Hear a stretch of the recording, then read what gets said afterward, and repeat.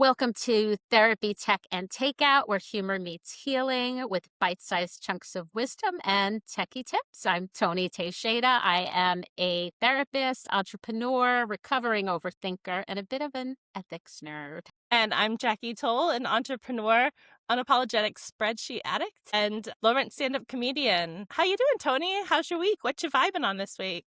I'm doing good. Vibing snow, and more Right? snow in my area, in my neck of the woods. We probably got about a foot of snow here in I'm in central New Jersey, and it comes with that like magical feeling when you first watch it come down, and then the fear of, oh my gosh, I gotta, shovel all of this. My very dear, loving husband did all the heavy lifting on that. But really, it's really, really cold. And I feel like my life is figuring out what to wear these days, how to dress warm enough. Or how about you? What's happening in Yeah. your neck of the woods?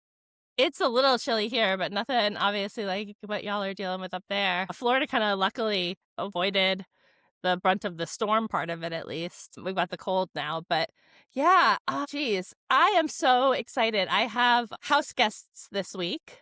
My daughter's girlfriend from up in Tennessee was down, and I happened to be volunteering at one of the local dog shelters. I came across a dog that I thought would be like such a good puppy for them. And so she came over and adopted it. And so they're staying with us until they head back up to their home in Tennessee. So That's I'm really awesome. excited about that too. You volunteer at Yeah, a yeah, I walk dogs at one nice. of the shelters in my area called Nate's. It's really cool. So yeah, I like doing that. That's really cool. I learn something new about you all the time. Absolutely. So many dimensions to all of us these days, right? Right. And I think that kind of ties in to what we're talking about today, being Yeah. sort of this analog January. Had you heard of analog January? No, this is, thank you for sharing that article with me. It's the first time I heard that term, Right? analog January. Yeah. Me too. I'd heard of dry January for a while, but analog January seems to be coming sort of from the Gen X culture. Our article today came from an Indian newspaper, I believe, but really it was about sort of using the month of January as a time to kind of like reflect and reset your boundaries with technology. And I Hmm. thought that was a really kind of in the spirit of dry January, right? To like reevaluate Right. your relationship to something. I thought that was a pretty cool thing the kids are doing. So I wanted to The share. kids, they're Yeah. doing this. The kids these days and all Yeah. their fun stuff. Yeah. Yeah. We can learn Well, from yeah. them.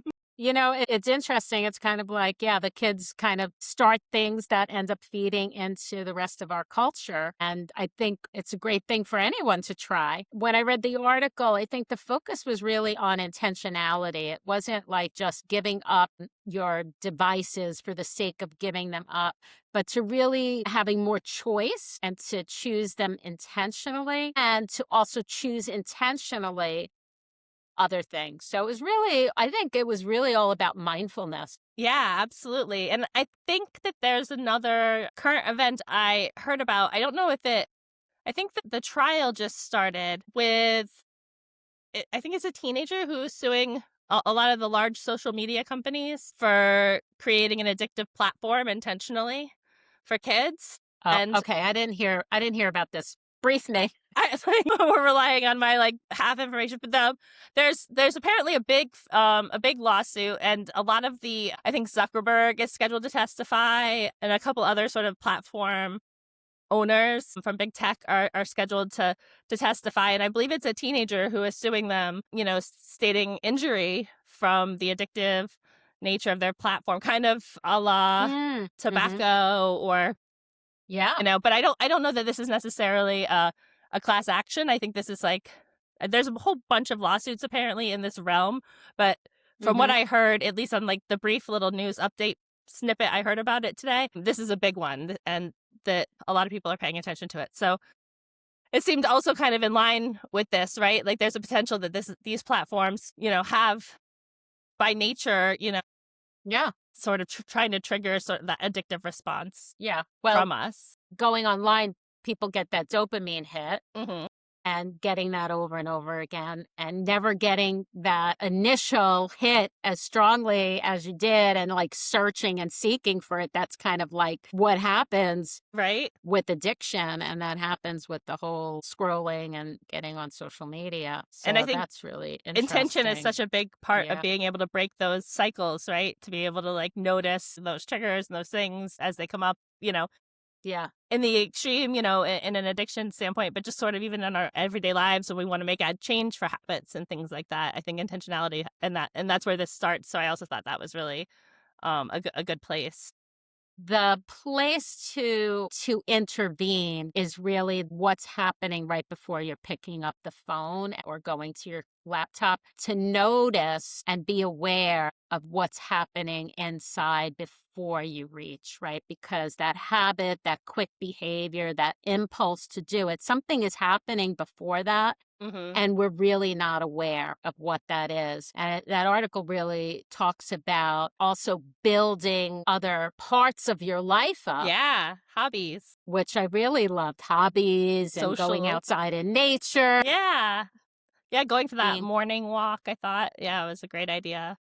Yeah, I mean, if we're gonna change behavior, we have to create start patterns, like new things to do. When we're only creating stop patterns, stop doing that, everything is a no. We have nothing to say yes to. So what I really liked about that was kind of the insight of creating space instead of thinking about not doing, Yeah, getting on your device, creating more space for other things in your life that can feed you, that could also produce more feel good hormones too in your body if you're absolutely. doing things that, you love and you bring more mindfulness into, then that impulse also might go down. But I think really what's important, Jackie, is understanding the what's happening before we're doing it and really paying attention to that. I think if we really want to shift and we often talk about this, shifting our relationship Yeah, with our devices, with social media, with gaming or whatever, whatever it is absolutely. we're doing digitally, virtually, we really have to slow it down and understand what's that about? Why are we reaching for these things? It's interesting. I think that that's such an important point, and that pause is where the magic happens. But it's hard to kind of like figure out how to work in and like notice that you're there to take it sometimes, and the real challenge. But I think being able to get, even if you catch it after, note it, or and also know that like these are patterns that like aren't new, right? Like, so it's going to take some time to like, become more aware, become more sensitive and reframe, because there was probably a point in time where they served you really well, or they were made to serve, Hmm. like they come from a place, of good, right? Hopefully, or even Hmm. if it's evolutionary and not in your own life, right? But like we don't need it right now. We're okay. And I think that that's one of like the things that we've talked about in the past, like sort of how the nervous system gets impacted by all of this constant, Right. these like Right. short form videos, snip, snip, snip, clip through, pop Well, along through the stories and things yeah. like that.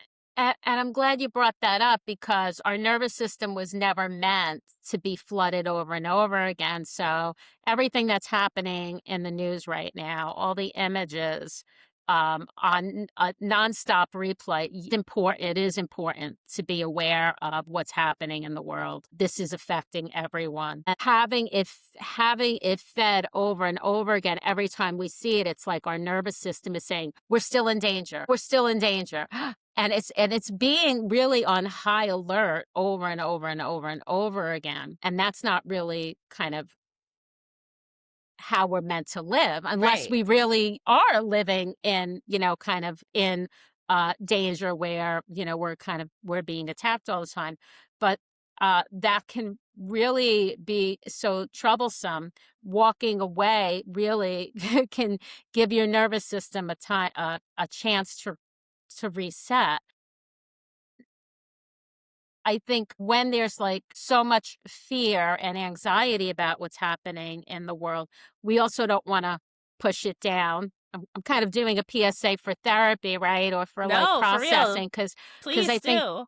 You're talking about some really important things here about our nervous system. We need a chance to go through the cycle. So we feel fear and we either run away or we fight. We do something, kind of activity to try to protect ourselves. And if you're scrolling, you're constantly flooding without the opportunity to complete, it's called the stress response cycle. Mhm. And there's no way to complete it. We're just staying in that stress mode. So talking to someone, even if you're writing it down, to cry, to punch a pillow, as long as you're not hurting yourself or anyone else, but to really give yourself an opportunity to complete the cycle versus continuing to just kind of live in the imagery that is Yeah. just raising stress. And even though we can't change an oppressive society, we can't change racism, we can't change all of the things that are happening right now in this moment, if we're not taking care of ourselves, then we're adding more insults and heaviness to injury. It's really, we were talking last time just about like kind of, the teenagers going on social media. It's not necessarily contributing to high levels of anxiety or Yeah. depression. There's no kind of causality there. At the same time, when we're looking at negative images that are causing more stress, I can see how scrolling over and over and over again is really going to just raise up the stress and keep you living in like that anxious mode without having a release. You're going to kind of stay up there. Does that make sense about Absolutely. having a release and like just like living in that mode? Because I did this. I'll be honest, this was happening this weekend for me because of what just happened with the murder of Alex Preddy. Mhm. And my husband's like, you got to turn the TV off. Yeah. Watch it. I was watching CNN because they had the videos of every single angle and they were showing it over and over and over again. I was looking at it on social media and the walkthrough. And then at one point, yeah, he came in. He's like, what are you doing?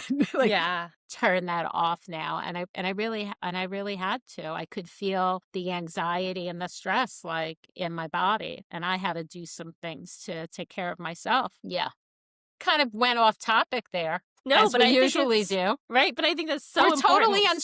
unscripted here all the time, so we never know where we're gonna go. Exactly, but I think you always bring us to an important place, and I think this is one, especially at this moment, but it is really connected to the idea of being able to detach and being able to separate. I had a similar experience, but from a totally different source. I hung out with my friends over the weekend, and one of them brought their kids, whom I love her kids, but being out in a public place with young kids who are, very active and just the like parasympathetic, raised alert level, that Sympathetic yeah, is when sympathetic, you're yeah, where alert, you're just yes. kind of but Yep, yeah, I came home and I just put on, binaural beats or whatever and laid down in a dark room for like over an hour, like just to kind of like calm it down. Cause again, it wasn't like and the kids weren't bad, like nothing bad right. happened, but like I just knew my stress level was, really elevated because I was not used to being in that environment anymore. It's been a long time since Yeah. that was my Sure. role. Our kids are older now, yeah. Yeah. Yeah, it's not, it's not about, you mentioned the word detachment, but what we're really talking about is, like, really good self-care. Yeah.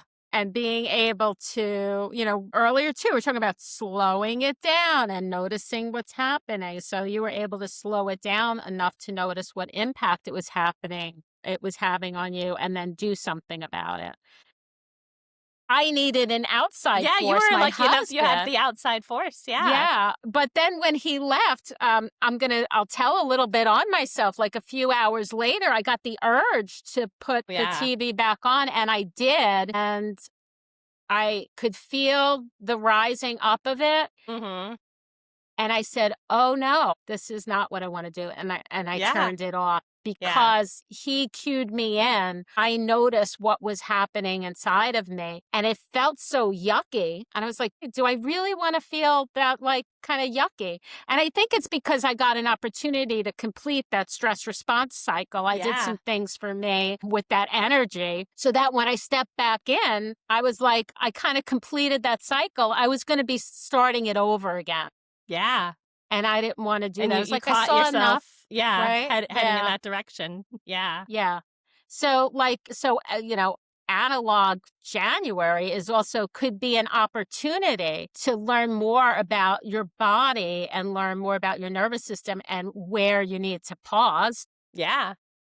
I think that that's an opportunity that's there. I don't think the article really talks necessarily about that particular piece. But if you raise more awareness into the what it is you're doing, and you're also doing other things, you're giving new input to your nervous system, you're teaching it other ways to be. You can compare. Yeah. This is how I feel this way. This is how I feel this way. And then you have more choice. So I think it's about creating more choice. And doesn't that feel good instead of that knee Yeah. jerk reaction of like picking up the phone on impulse and then 3 hours Absolutely. later finding yourself like still in the hole? Right, still in the hole, like, in no better situation than you were before. Yeah, just with, like, less time to do the things you actually wanna do or need to do, for sure. I wonder, how do we talked about dry January, this is sort of another reset and reflection that obviously, it's the end of January, but no problem starting it now. Folks could try it for the month of February, but how Yeah. do you have any tips or suggestions for helping make these habits stick long term? Is it really in breaking it down to getting to that core thing? Like, my goal is to slow down and notice more rather than Yeah. anything else, or I don't know. Yeah, that's a great question. There's a few different layers in that. One is, and my brain is like going in a lot of different directions, and my cat decided he's going to join me. He had some thoughts as well. Yeah, is to really break down the what it is you want to change into the steps and the pieces that you need to do. Because if you try to do the really big thing in one fell swoop and in one chunk, you're setting yourself up to fail. And there's usually smaller steps along the way. So breaking down the what you want to change to the smallest steps Yeah. and doing them consistently and then building on, that's a far better way of changing a habit than to say you're going to do it all at once. If you want to go to the gym every day, first of all, that might be, you have to evaluate, is that a realistic goal? Smart Right, is that a goals. small enough chunk to start with? You want to do that kind of that smart, how it's measurable, it's attainable, it's realistic, it's time bound. Like when you're creating Yeah. goals, you want to do that anyway. But breaking it down, I mean, thinking of, oh, I forgot the name of the author, the Atomic Habits. You Yeah, know that book? and And he Tiny really Habits, I talks think, is about, another one of his too, yeah. yeah, yeah, and he really talks about doing things to set yourself up for success. I think like one tip was like put out your workout clothes on the way to the bathroom, so you have to see them on the way to the bathroom, so you'll put them on. So it's kind of doing those things. But I think the other thing is a lot of people pick stopping. Well, they pick starting too, like I'm going to start going to the gym, but to have some replacement behaviors in there. So it's not all about doing that one thing or stopping that one thing, but adding maybe more variety into your life. That's what I liked about the article. They mentioned that too. To not just punish yourself, and that's a piece too, like punishing yourself to do the thing is not necessarily a really helpful way to make change either. But I really do think about like also not trying to change too many habits at the Mhm. same time. I think that's another place where people kind of go wrong. They try to do, I'm going to eat healthy, I'm going to exercise, and I'm going to read a novel a week or whatever. Right. And again, setting yourself up for failure, And be a really. perfect mom, and a perfect partner, and a perfect employee, and all of those other things too, And the right? list and the The list list goes of on. things we just generally expect. Right. And in that, you have to operationalize it. Like, what does it mean to be a good mom? I want to decrease the number of times a week I'm going to yell at my kids. Like that is a far more attainable goal than saying I'm going to be a good mom or I'm going to be a good partner. Right. So really, operationalizing what it is you mean Yeah. by this thing you want to change. So like even I want to change my relationship with digital media or social media, doing something like I'm going to do dry January. Yeah. like Analog January. What's interesting is it's not completely dry. Right, The yeah. focus is on changing your relationship, which I like a lot better. Anytime we're like, I'm never going to do this thing, That feels really unsustainable from the that beginning. that feels unsustainable from the beginning. Yeah, absolutely. The other thing, and I get this question a lot, I don't know if you were thinking about this, Jackie, but how long does it take to change a habit? I've heard the old wisdom of, isn't it 7 weeks or something like that? 21 days 21 days. was, Oh, gotcha. but that's That's not the old true. school, yeah. That came out of an article. I don't even know how they made this connection, but there was a study about people who were getting, I think, nose jobs or reconstructive surgery, and it was how long it took them when they looked in the mirror to feel comfortable, like that was their nose or that was their face, and it was 21 days. Somehow, some way, that got confabulated Then into I should be able to being do anything in 21 a days. habit, right? If I can get used to, yeah. So it's a What an kind of an odd odd jumping thing. off point. I love that you know that. It's a really, I know odd things. I love that. I love that. That's the ethics background. Like, if you tell me something, I want to know how, where, why, how did you find that out? Who did they do that study on, and all that stuff. So it takes far longer than that. And I think the jury is really out on the exact day and time. I think it has a lot to do with who you are, what you're changing, and all the factors that kind of go into that. But I tell people that if they're trying something new, they really should give it at least 3 months Yeah. before they're really going to be able to get in the groove of it. My advice is always to do the things that are the hardest to do when it's the easiest to do. 100%.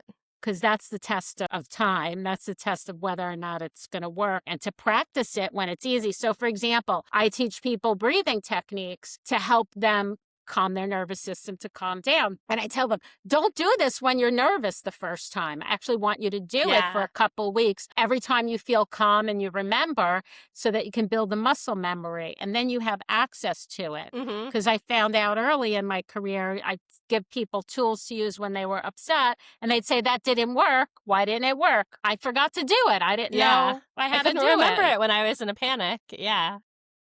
Right. So, yeah.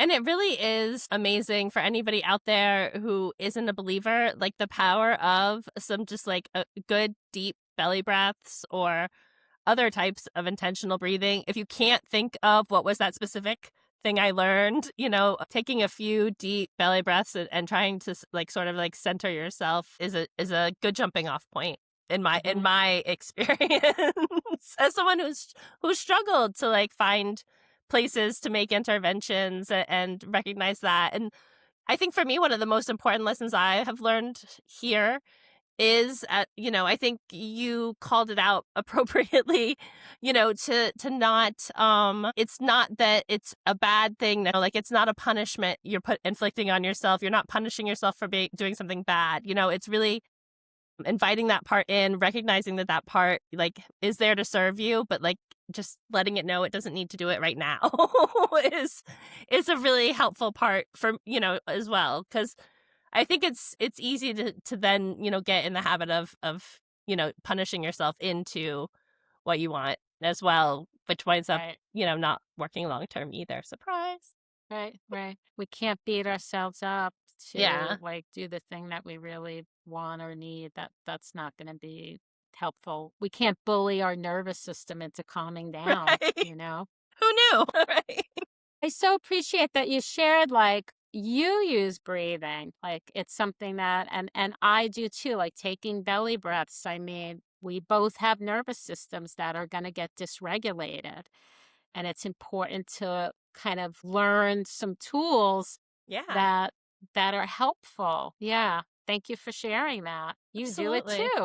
Yeah, no, and my daughter who's just got the puppy, she's in medical school, and that's one of the things she says to me on a regular basis. If you don't do anything else today, mom, remember to take some deep breaths. I think, it's important to your, overall well-being to just have that capacity to do it. You don't have Yeah. to do it, like, and it might not be the thing that 100% works for you, but it's a good thing Hmm. to experience. It is what, sustains our life. It is. Breath is life, and Yeah. intentional breath can be so meaningful in helping ourselves because it's something we have immediate access to that can actually regulate you with intention. The thought that I'm helping myself by doing this, you're Yeah, already helping yourself, right? Because you have the thought that I'm going to do something to help me today. All absolutely. right. That's awesome. Thank you for Yes. that reminder to breathe. Just a little sprinkle on top of all the great advice that you had, Tony. I love it. I think this was a really helpful episode and a great jumping off point for folks to consider um evaluating this. A little bit of housekeeping news for the audience. We are setting up a new YouTube channel. So if you like to follow us on YouTube, is Therapy Tech and the word "and" spelled out, takeout, all mushed up together. You'll find that. We'll put a link in our old feed as well. But don't forget to like and subscribe and tell your friends. And we're excited, hopefully, to have some exciting new guests in the coming weeks too. So looking forward to that and having some more great conversations with you, Toni. Thank you, Jackie. Looking forward to it. Awesome. Take care, Take care. everybody. Bye bye. Bye.